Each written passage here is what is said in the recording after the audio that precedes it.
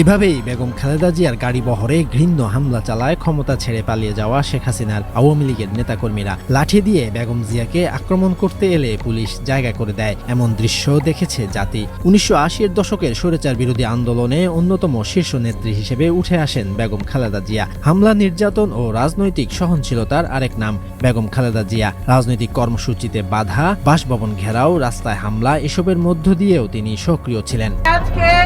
ঢাকা নগরী রাস্তাঘাটের চেহারা দেখেন যে গুন্ডা বাহিনী দিয়ে আমাদের প্রোগ্রাম বন্ধ করতে চান, পুলিশ বাহিনী দিয়ে প্রোগ্রাম বন্ধ করতে চান।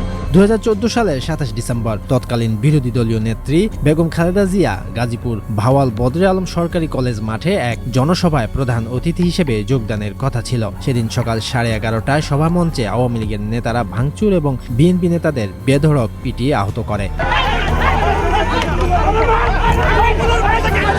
দেশটা কি আপনাদের একলার পৈতৃক সম্পত্তি হয়ে গেছে আওয়ামী লীগের?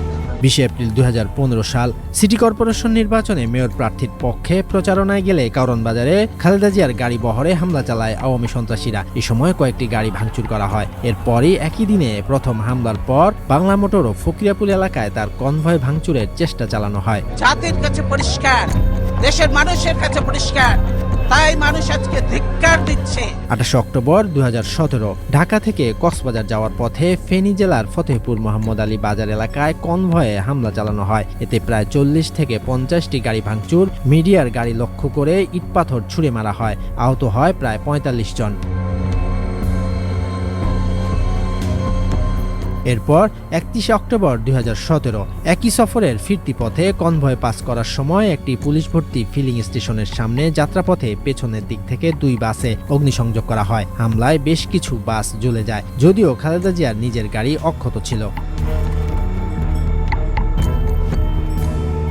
বিগত ২ দশকে তার বিরুদ্ধে বহু মামলা দায়ের হয়, যার কয়েকটিতে তিনি কারাবন্দীও হন। আইনি লড়াইয়ের মধ্যেই বিএনপির নেতৃত্ব ধরে রাখেন এবং নিজের রাজনৈতিক অবস্থান নতুনভাবে শক্তিশালী করেন। কারামুক্তির পরও গণতন্ত্র, নির্বাচন ও মানুষের অধিকার প্রশ্নে তিনি দলকে সক্রিয় রাখেন।